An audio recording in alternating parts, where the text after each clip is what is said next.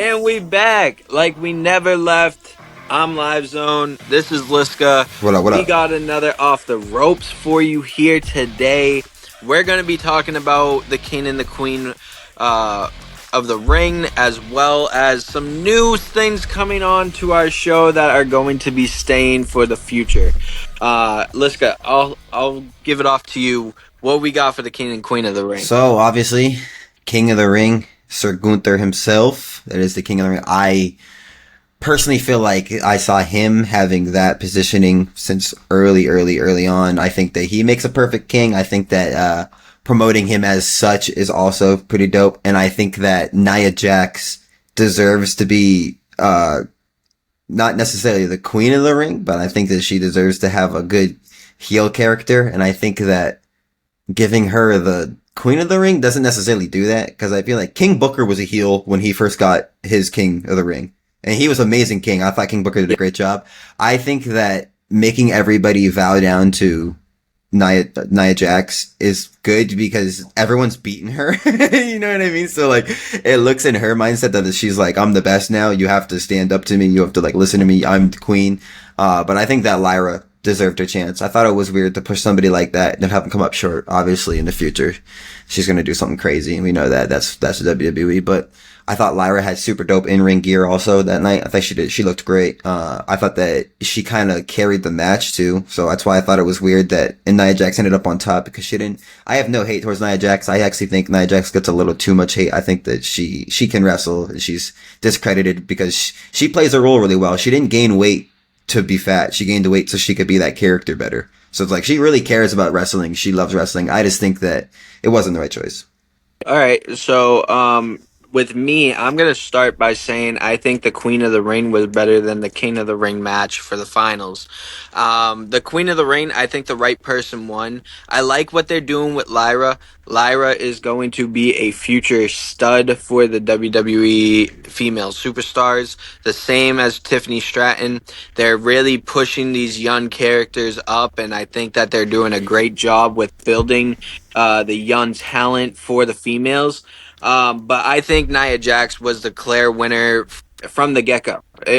She was the one that deserved it the most out of everybody. The only reason why I say that is because she fits the mold for the Queen of the Ring, right? Like, Just when like Booker. Yep. yep, she fits the mold for it. So to have her win and then go after, Bayley for the women's champion, I think that she could actually defeat Bayley, which makes Bayley more of a face and makes Nia more of a heel, which is what they need to do with Nia Jax anyways. And then somebody like Tiffany Stratton or Lyra comes up and beats Nia Jax afterwards. I like what they're doing with the female division in WWE. But I will say the King of the Ring, I liked the winner, but I was disappointed in the match, right? For me, I thought that this should have been, I thought it was a clear 1-2 for the Bloodline storyline that's going on right now, but they missed their opportunity with Jay and Tama.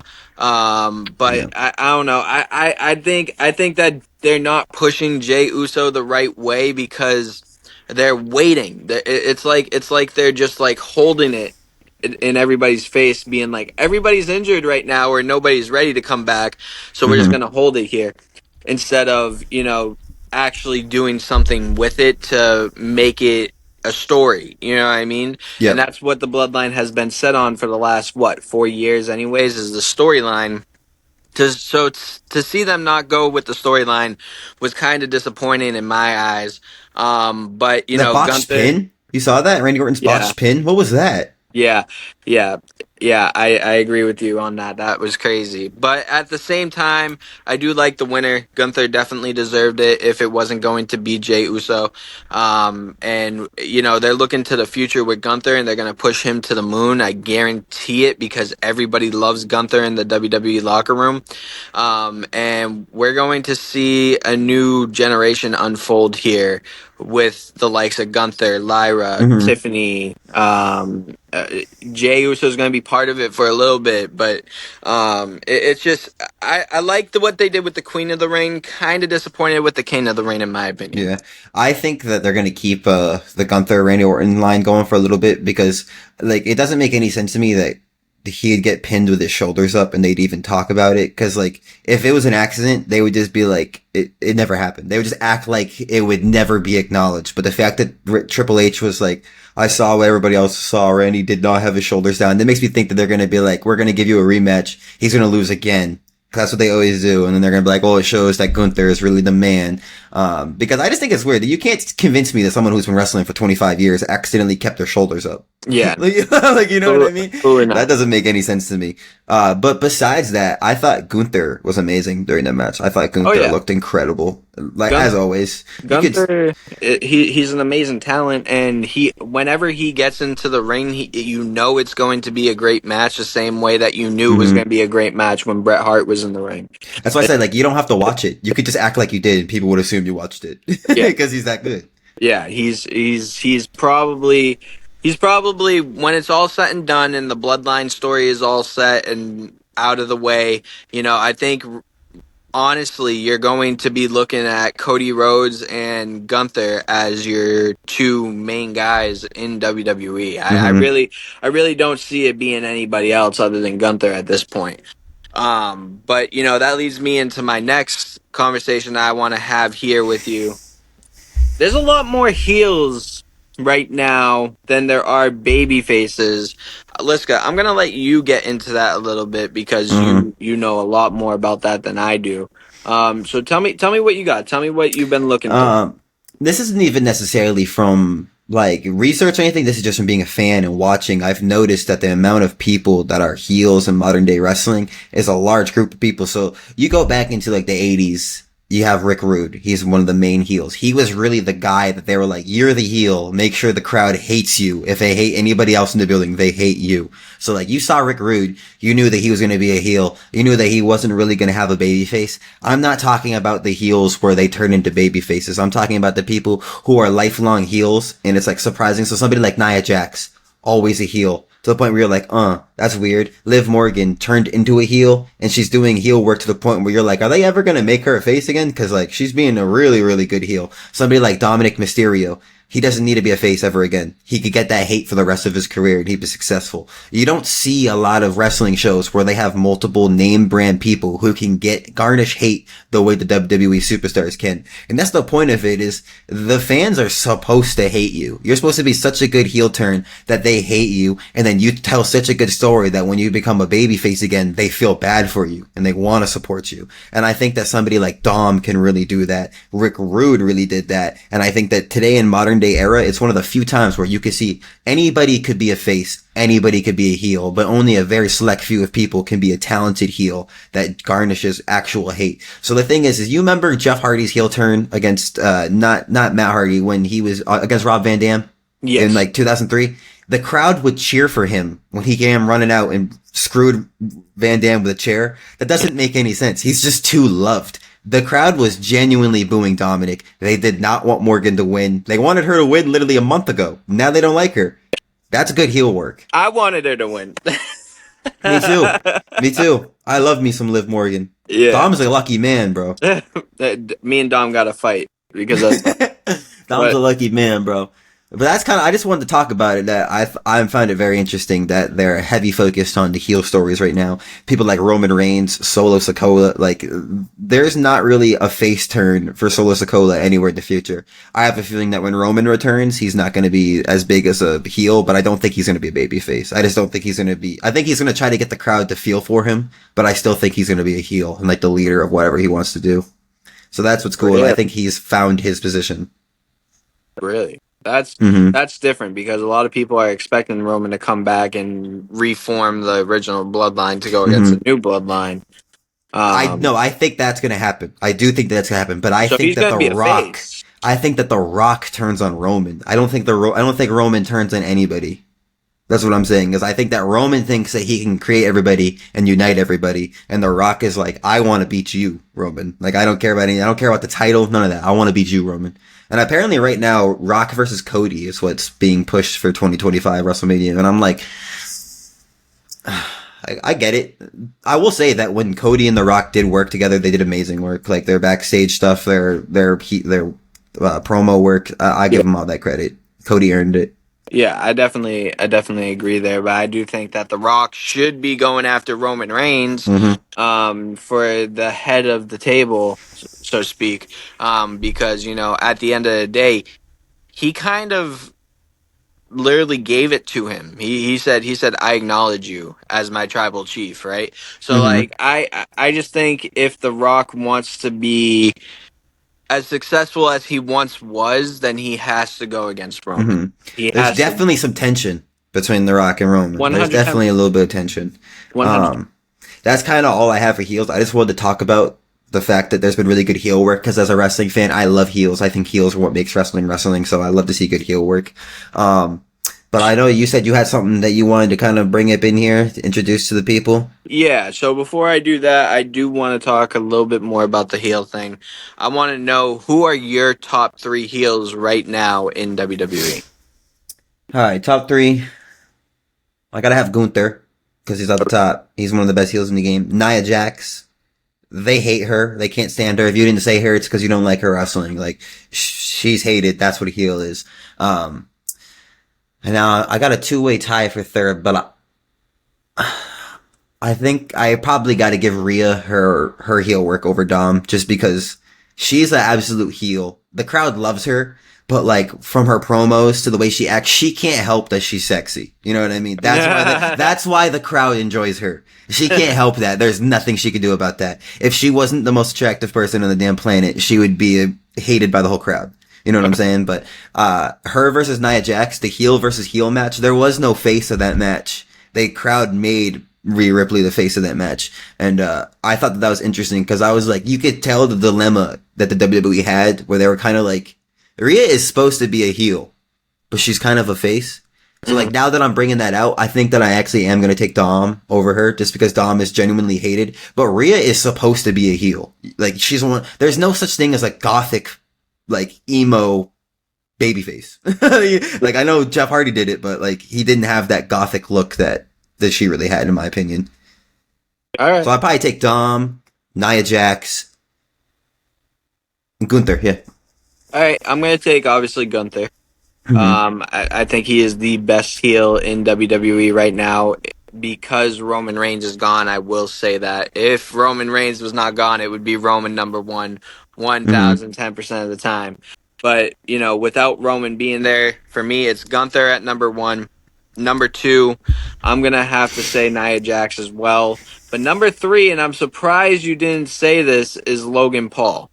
A lot of people Mm-hmm. absolutely hate Logan Paul, and Mm-hmm. that's not just like a wrestling heel turn. Like that's a real life heel turn right Mm-hmm. there. Everybody does not like Logan Paul, and everybody thinks that he should not be in the Yeah. wrestling ring. So the reason why I didn't take him is because, in my opinion, Logan was a heel before he wrestled. Like nobody liked him. Like Yeah, Rick Rude built that hatred. Nia Jax built that hatred. Dominic built that hatred. That's the way I look at it. Is like there was no being like, yo, we got to get the crowd on your side, Logan. They're never gonna do that. They know that they can't. That's like if they brought Jake Paul and they'd want the crowd to like him. Like, no, that would never happen.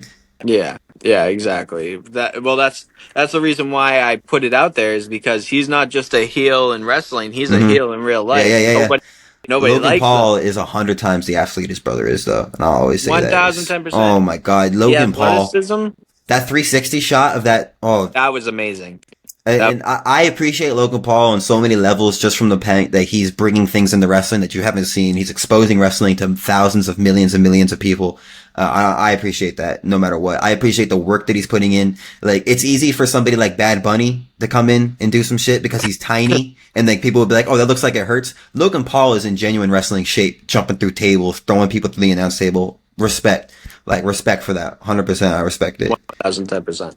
Yeah, I agree with you. Logan Paul, he's a great wrestler. He has great athleticism, but when it comes to him speaking, it's like as soon as they hear his voice, they start booing. Like That's just the way it is, man. And he's got good promo work. Like He's got it. He's got it, and he knows how to piss people off, and he does a great job at it as well.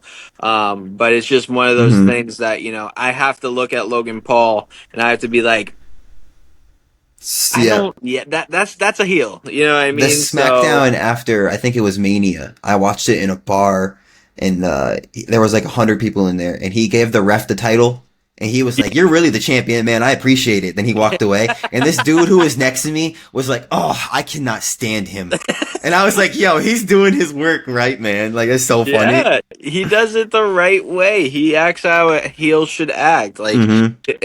he'll like beat your face in, and then he'll be like, "I'm sorry, you're one of my favorites." You know what Yeah, I yeah, mean? yeah. I used to like you as a kid. He used to always say Yeah, that. yeah.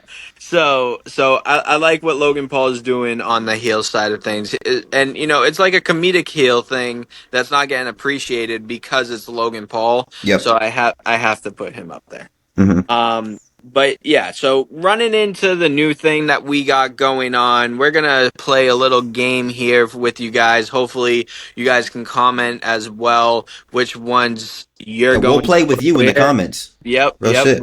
We will definitely answer and everything like that. We're going to start push, squash, cut. So it's pretty much like kiss, marry, kill, but in wrestling terms. Lhska, do you want to go first, or do you want me to go first? So by going first, you want me to list my three or answer Yeah, your three? yeah. All right. Let's. I can list my three. So for one, we got the Shillelagh Holden Fit Finley. I got that at Oh, number one. Number two, we got Rhino, the Beast Rhino. And then number three, we got Vladimir Kozlov. oh, wow. Yeah. Okay. Um, I think I'm gonna push Rhino. I Mm-hmm. really do. I'm all about ECW and Extreme Wrestling. I've always been a Rhino fan. I think he has one of the best spears out there. Beautiful. So for me, I have to push Rhino. He had low key good mic work as well. So Mm-hmm. he just didn't get pushed because he was an ECW guy. So I Mm-hmm. have to push him. He's got Uh, one of my favorite promos where he's talking to The Rock and he's like, no one's ever kicked out of a gore. And The Rock was yeah. like, I have. And he was like, that was a spear. It's so funny. So funny. Exactly. So I have to push Rhino. I think he definitely deserved world title Mm-hmm. in WWE. He just never got the chance on SmackDown in the early 2000s. Then I'm going to squash Fit Finley. I cannot cut Fit Finley, so I have to squash him. I don't Same. think he's on the same radar as Rhino for me. But I'm still going to keep him on my roster. And then I'm going to cut Vladimir Kozlov. I think that he was very overrated and he got his Yes. way too early. Loses his So undefeated streak to Matt Hardy. yeah, yeah, yeah. My point exactly. I just think that he was a Vince McMahon guy. Vince McMahon Mm-hmm. like the tall guys that were big and fit Russian. and for example, the Great Khali. Or Trash. another example, Omos. That's a Vince Trash. guy. And I think Vladimir Kozlov was a Vince McMahon guy where Vince McMahon was like, I want to put you on TV. Mm-hmm. So I'm gonna cut Vladimir. With that being said, mine's going to be a little bit harder. Now, when you're doing this, I want to remind you that none of these three have hit their prime yet, so you have to think of them as a growing potential superstar. My three are Thugonomics John Cena, Legend Killer Randy Orton, and Latino Heat Eddie Guerrero. So this is from like 2002 to 2008. This is the mindset I want to have. Is if I'm hosting WWE at that time. All Yep. right. So if I'm hosting WWE at that time, I think that I'm going to. I think I'm going to push. I think I'm going to push. It's a tough one. It's a tough I one. think I'm going to For the first push. three. I think I'm going to push Eddie at first. I think I'm going to push Okay. Eddie because Okay. Eddie's been around the longest and has really built that name for him, and the crowd already loves Eddie. I think that I'm going to squash the momentum of.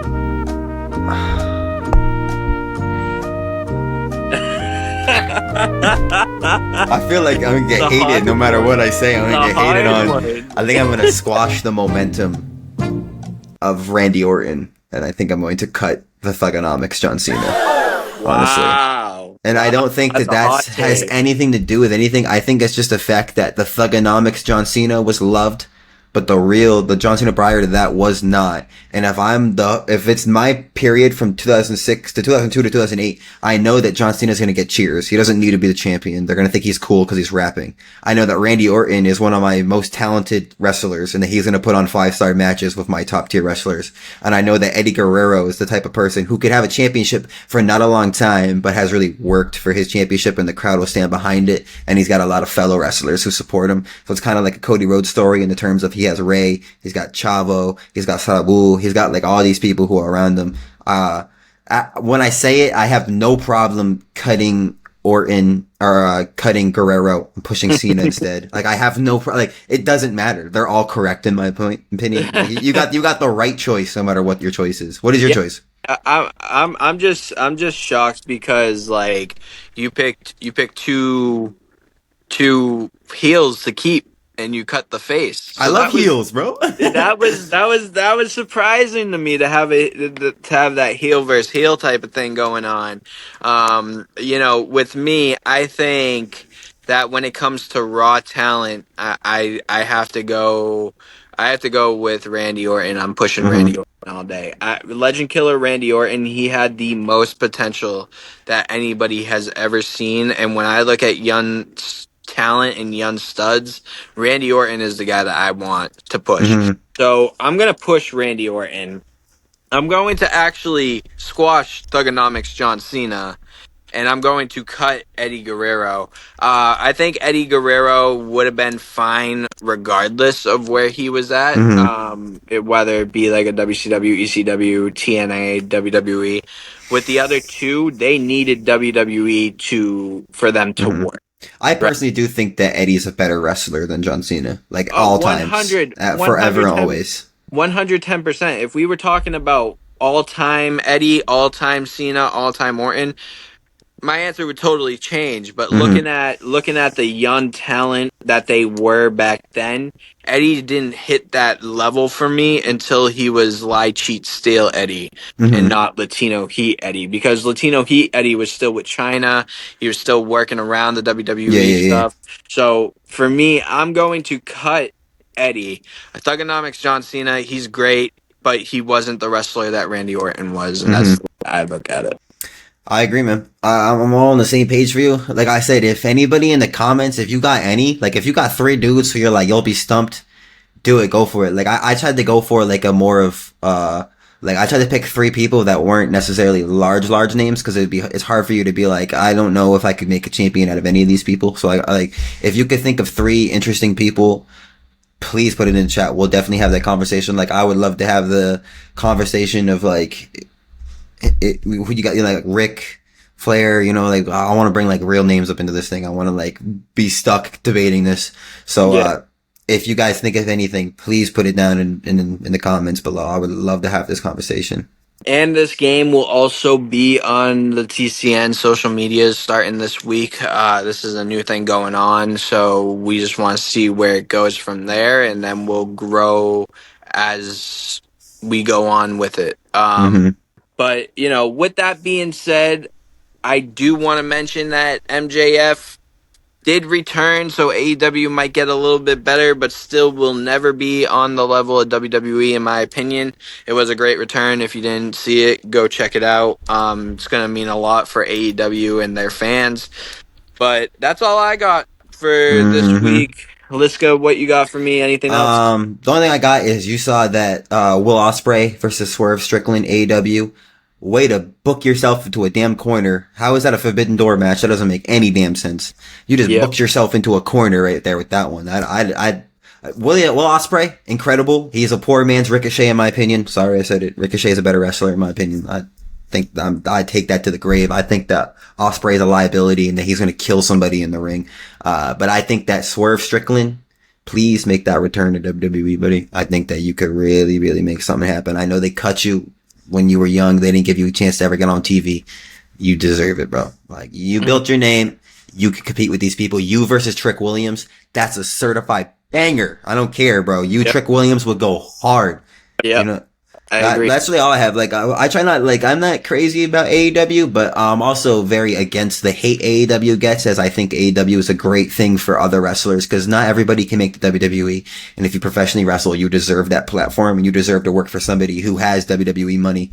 And that's something that Tony Khan does have. So I do think that AEW is great for wrestling. I think TNA is great for wrestling. I think WWE is great for wrestling. I think NJPW is great for wrestling. I just think wrestling is great, if that makes sense. You know what I mean? But I would like to see the path that AEW is going on to change a little bit. But I will say that I genuinely have felt, while I watch AEW every week, I watch WWE every week, I do tend to have a little bit more entertainment within the matches or the actual physical wrestling at AEW. That is something that I have picked up on, that these dudes are really wrestling, and that if you want to see something that you'll see at a pay-per-view every single night, you'll see it. Like Edge jumping off of that cage. Oh my God, bro. You don't know the stress in my mind when his knees hit the ground. I was like, dude, this is Randy Savage all over again. Do not do that. And then he gets stripped from him, torn ACL. And I'm like, that is so, I told you, like I told him. I didn't tell him nothing. But I just thought that was crazy. It's like, you got 40-year-old Edge, who's the face of your company, and you're making this man jump off of the top of a steel cage. Like, be smarter, AEW, be smarter. Yeah. But I do believe, I've seen some good matches at AEW. I do think that Dave Meltzer be giving 5-star matches to goddamn anybody at AEW, though. They don't be 5-star matches that he be saying, but yeah. I don't think there needs to be a star rating or nothing. I think they're doing all right. No, star rating is complete bullshit, and it's based off of one person that's watching. So it really just depends if he likes you or not. Exactly. But with that being said, that has been all for Off the Ropes this week. I'm LiveZone. That's Lhska. Make sure you're paying attention to our social medias, as well as a few other things coming up, like sponsors and partnerships. But anyways, with that being said, stay tuned, and we'll catch you next time. We'll catch you next time, man. Take it easy.